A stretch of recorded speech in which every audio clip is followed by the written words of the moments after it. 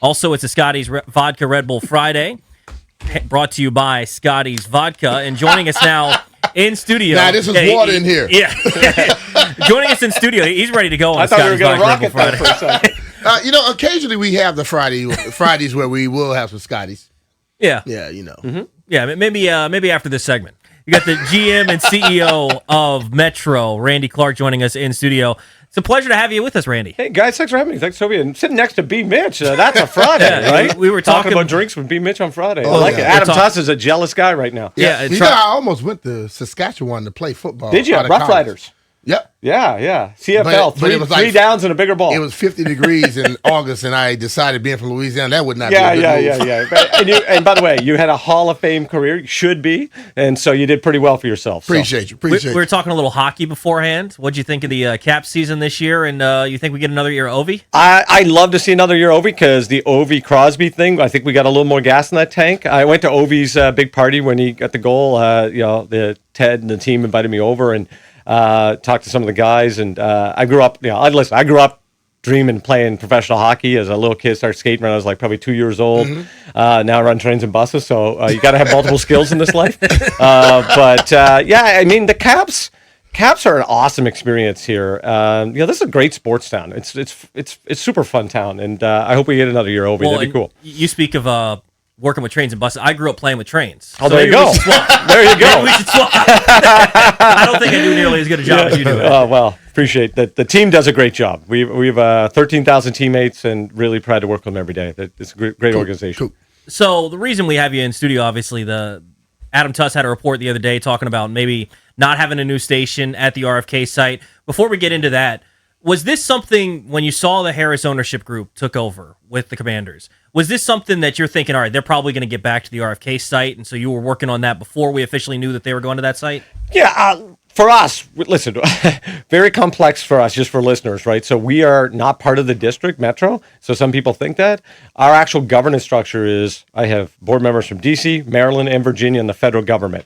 So, and every year I got to get money from D.C., Maryland, Virginia, and the federal government. So nobody ever are in line.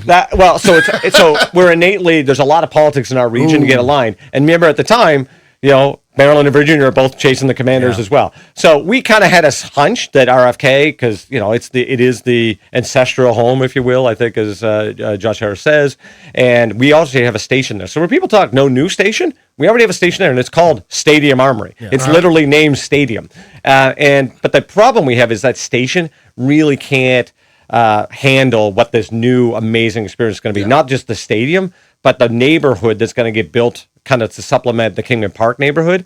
So, we're down here in Half Street. Like, the experience when you come out of Metro on Half Street to go to a Nats game is amazing because it's very transit-oriented. People in jerseys, they're chanting, have a few drinks before, after, do their whole thing.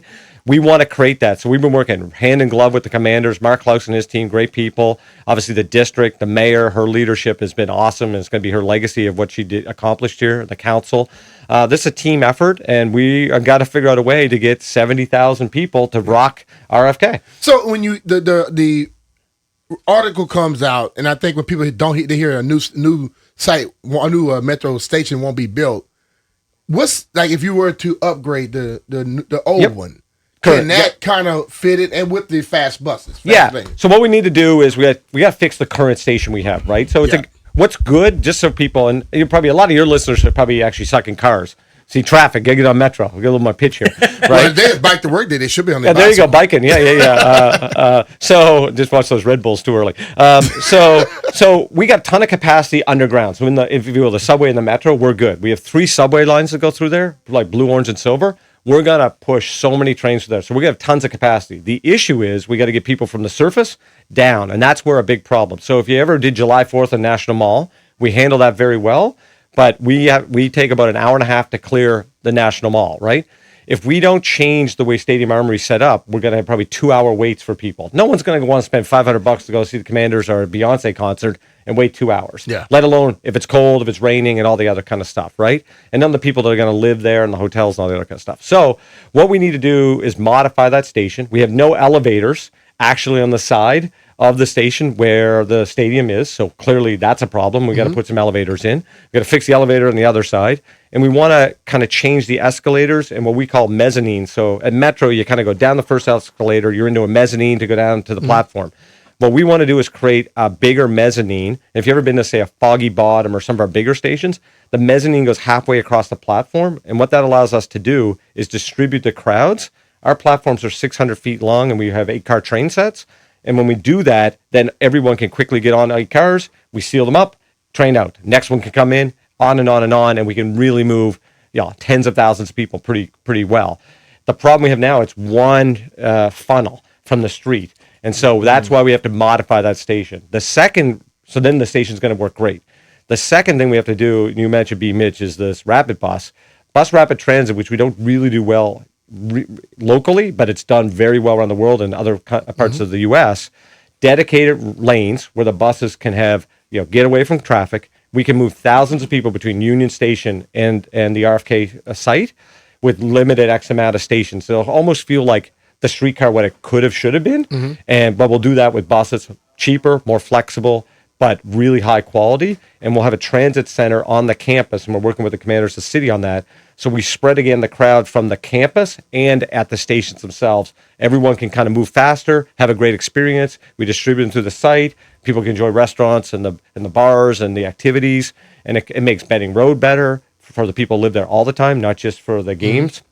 It makes 8th Street way better. People have been promised a lot of stuff at 8th Street for a lot of time, and we should fulfill that and have really high-quality transit for the people that live there. I mean, it's one of our busiest corridors today, and everyone's stuck in traffic and not moving. So this is just transformational in so many ways, and we're just excited to be part of it. Where does the funds come from that? All those 4 different places you named? No, well, so the way we do it, again, governance is kind of unique. So when we do additions that are not kind of a regional project, so we were building, like upgrading our maintenance stuff, that's a regional kind of fund. But like these would be district-based funding. And I say that because right now we're building a new second entrance at Bethesda for the Purple Line interface. Maryland's paying for that. We're building a second entrance at Crystal City where Amazon headquarters and that interface. They're paying for that. We're doing a second one at Ballston just about to start. Northern Virginia's paying for that one as well. So that's kind of been the history of how this comes together. I'm not saying that's the greatest or good or bad. It's just what it is. So we've been working really closely. I'll give a lot of credit. Chair, obviously the mayor's been awesome lead on this, and I've worked really closely with her. But Chair Mendelson, Councilmember Allen, Transportation Chair, they put a fund together. Is when they did remember the big deal and they got all the votes? Yeah. One of those items was hundreds of millions of dollars for a transit metro improvement fund. But we had to figure out what that meant. So it was kind of a placeholder, and we knew we would have to do some of this. So we spent $2 million to do a study, and rapid fire here to say, hey, is this going to work? Is this not going to work? And give us kind of really a sense. Now we came out yesterday with our board to talk about what we think we really got to get done. I'll tell you, our issue is 4 years. Most people think is a long time. 4 years to go build all this stuff means we got to start yesterday. So what we're trying to do is work with the district to get an agreement done by towards the end of July. That'll give certainty around funding and roles, responsibilities. Get design wrapped up over the by the winter. A lot of community engagement, especially probably the 8th Street corridor, and then rock and roll into procurement, design, construction, and then testing and all the other kind of stuff. So it's going to take a team effort. Metro, the city, commanders, everyone together to make sure that summer 2030, we are awesome and ready to go, and people are going to have a world-class experience. We're joined in studio by the GM and CEO of Metro, Randy Clarke. So we had Charles Allen on our station, our afternoon show, Grant and Danny, a little bit earlier this week. And he was talking about the $1 billion number that was thrown out about building a new station. He said he was a little skeptical on whether it truly would be $1 billion. So the question I would have is, how did you come up with the $1 billion figure to build a new station? Yeah. And also, how did you come to the idea that going to the Stadium Armory and upgrading that is feasible to be able to function and carry everybody necessary to get to RFK? Yeah, great question. So I appreciate the council member's comment, and he's obviously very supportive of our goal line, and we've been working closely with tons of stuff. So the real thing here is it's not $1 billion for a station. It's really we got to fundamentally change the entire track structure to allow us to have a station. So if you go look at the fields today, you'll see what we call a portal, and the trains come out of the portal. They go up this huge grade. Like it's really steep what the trains go up. Just as it gets flat, it goes around a big curve to go across the river. So Metro, we need to build a station. Remember, 600 feet long station. And then there's got to be past that as well for kind of support stuff. We need that to be on flat track and straight track. That doesn't exist there. So and we put $1 billion, it could be more. We're just trying to kind of come up with an estimate. We'd have to kind of blow out from the tunnel, from that portal, create a new, what we would call a flyover or overpass. So you know how the elevated structure's there? We'd have to build a second one to create a flat enough area to build a station to then merge past the river. So the engineering, we don't want to say it's impossible, because for enough money, anything's possible. But that's throwing a lot of money at something that doesn't provide. And what it really doesn't do, it doesn't add any capacity at all, because it's still blue, orange, and silver trains. So let's say a train hits this hypothetical new station in the sky. The train is 100% full. Then it gets to Stadium Armory Station. Then we can't put anyone on the train. So for us, it's about circulation of people, not another station. The other station would not help in any way. And I think people forget how close this station is into the campus. It's about the same walk I walk every day to my metro station, or where we're sitting here to Nats Park. So it's not that it's far, but the gold line is also part of that. So it's much bigger than the station. We kind of use language to try to make it easier for people to understand, but this is like fundamentally blowing up the whole alignment that exists there. And if you wanted to build all the new stuff, you said it wouldn't be realistic to get it done by 2030. With the improvements to the Stadium Armory, that could be done by 2030? If, again, we're going to push. Yesterday. We're going to push really hard here, and the city's been great, but we need an agreement, we think, by July, because we got to do a public, like everything we do is public, right? So public design process, community process, wrap up environmental, then public procurement, open procurement law, and then actually do the construction. And another big thing about construction for us, so the Commanders, listen, building a stadium is a big thing, but it's an open field now. And so it's going to be a big thing, but they got that fenced off and it's their zone. We got to figure out how to upgrade Stadium Armory Station, and we run a train every 3 minutes in each direction at peak hour. So that means weekend shutdowns, overnight work, all that kind of stuff. So it's kind of running a marathon while having a heart attack for us, because you can't just go, we won't run the trains in that area for 4 months and build a station, because it connects to New Carrollton, Largo, and all these other places. So that's not an option for us. So we have a lot of construction sequencing. Plus, we have all these other things all over the region that we work on as well. So we're all in. We want to make this successful. We want the district to be successful. We want our region to be successful. We want the Commanders to be successful. And I think it's going to be really awesome there. If you get the improvements to the station that's there, will you be able to confidently say that, you know what, Super Bowl come, we should be able to handle this? It's not going to overtake anything. You know who I can't wait for? Roger Goodell, Josh Harris, to say, talk to them. They like to put money into stuff. To say NFL has no money. Come on, I'm joking. Hey, when there's a new stadium being built, they like to throw a little. I think we all know the dream here is to land a Super Bowl. But the other thing is, how about Women's World Cup? There's been talk about that. That would be amazing. Maybe someday we could host the Olympics. That started a kick, 15 years ago or 10 years ago. Maybe the stadium allows us to have those conversations again. The Taylor Swift and Beyonce shows, this FIFA match this summer. Clearly, we'd be hosting if we had this brand new stadium, right? Yes. Maybe the final, quite frankly. The upside here is so big, and that sports center that the mayor is putting together for the kids, that's going to be incredible. Look at Navy Yard today. 20 years ago, this was like a bunch of parking lots, and you know what started it all? Metro, this station created everything around here. Noma Station, that infill station, in 2005, I guess it was, about that opened. We now move over 30,000 people a day at that station. So where Metro goes, everything just happens. And it's so fun when you go to an awesome city that has a transit-oriented kind of sporting environment, kind of like the Monumental has for the Capital One. There's just a feel there. The bars are full. People are excited. You go to a Spirit or DC United game.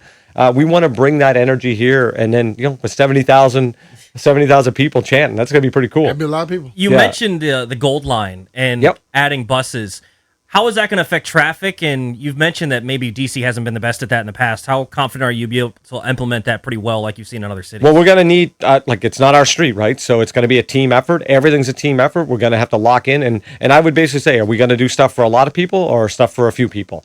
And that might mean some parking is going to have to move on 8th Street, which has been the political stuff of parking.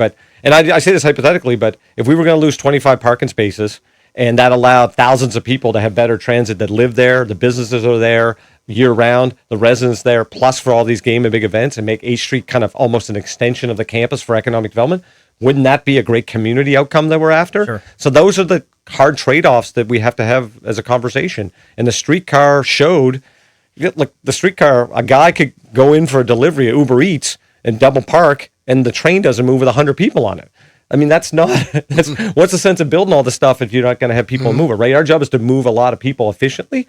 And if you do that, everyone in cars, like if you're out there driving and you're listening to this right now and you're like, oh, I hate Metro and this guy's full of whatever, the number one thing you should want is everyone else on Metro, right? Metro is not just for people to take it. Metro is to make it better for everyone else. So if you have a van and you do construction or electrician or catering business, you can't be on Metro. You want everyone else to ride Metro. And so the better we perform, the more traffic goes down and the more people can live a better life here. Yeah, I mean, when you look at what this stadium is going to have about 8,000 parking spots. Yeah. Compared to what they've got now at Northwest, it's so much fewer. Yep. What do you estimate is going to be the amount of traffic that Metro is going to handle going into games? Yeah, right now we're thinking it could be a good 30,000 people on Metro going between these two lines. Like, think of how awesome that is. But for one thing we do really well, we're awesome at moving big crowds. We know how to do this if the infrastructure's set up. So like Smithsonian, we move major crowds all the time there. But it's look at Cherry Blossom. There'll be a Saturday at Cherry Blossom. We knock off just for you got like the listeners, like yesterday we moved better part of 1 million people. Wow. To give you an idea of Metro between rail and bus, right? So we know how to move people. If we have the transit supportive infrastructure, we know how to get this done. We have a big police department. We work, public safety is a big thing for us. By the way, lowest crime we've ever had in the history of Metro. Right, in last year and this year. Mm-hmm. So the place is safe. We're running the fastest trains we've run in 20 years. Highest reliability April we've had in a long, long time. So we'll have some issues from time to time, but the system's humming really well. Gas prices are expensive. This area is a very expensive place to live. We want to be that affordable way that people can kind of get around. So we're really excited. This is a lot of human beings are going to work really hard to make this happen. And I think MetLife Stadium tried this. Do you remember the kind of big disaster that happened at MetLife Stadium, right? When they hosted Super and it was a 4-hour wait. We know we don't want that. And therefore we're going to be very prepared with the city and with the district and with the team to make sure this is, a world-class experience, not just a world-class stadium, but the experience has to be world-class. We may need a Metro just for the Cherry Blossoms because you got to let people understand they can't park on the street and take pictures for Cherry Blossoms. Yeah, it's kind of weird, isn't it? Independence every morning. Yeah. That is the worst time in the world. Yeah, but it's also just stop. It's so beautiful. It's and we are so busy. Like we just we'll have a Saturday where 500, 600,000 people take rail down to and we're just packed. But here's what we'll do. Like on a day like that, we might have Cherry Blossom crowds. We'll have a Nats game. Could be a DC United or Spirit game, and if the Caps or the Wizards, at the end of the season.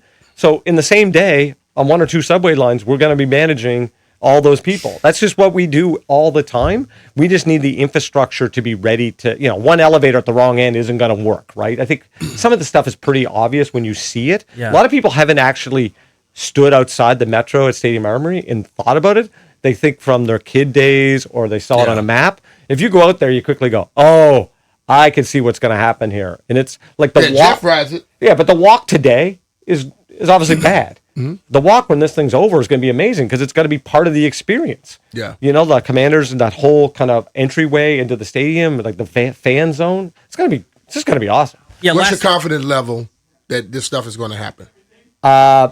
We are prepared. If the city is ready to activate the MOU, we're going to go all in. And if we're going to do something, we're going to get it done on time. Last thing, you mentioned... Well, I won't be allowed to go to the opening game, that's for sure. You mentioned... I get booed enough. Guys, see what a guy tweeted at me last night? Yeah, I did. That was awesome. What a punchable face. I was like, that is good. I was like, what a crowd I'm going into here. Yeah. You mentioned if nothing gets done, you're thinking 2+ hours. What is your ideal timeline to get fans out and some of the procedures if you get the upgrades and everything necessary? Yeah, and remember, every experience can be a little different. So a 1 o'clock Sunday game is going to be a totally different experience than a Sunday night game. 1 o'clock game, and I think I'm sure the Commanders want this. No issues like a Sunday night game. No issues of people having to leave games early. No, but Sunday night, we took care of that with the Commanders actually, and new ownership here and new leadership Metro. We changed our whole policy. We work with them. We're good. They do advertising with us. We stayed open late twice last year for them. We'll do it again. I think what we got this year: Monday night, 2 Monday nights, Monday night, Thursday night, Sunday and night, a Sunday night. So because schedule just came. I'm sure you guys talk about that. So we'll be there to support that, make sure people get from Morgan Boulevard and make that happen.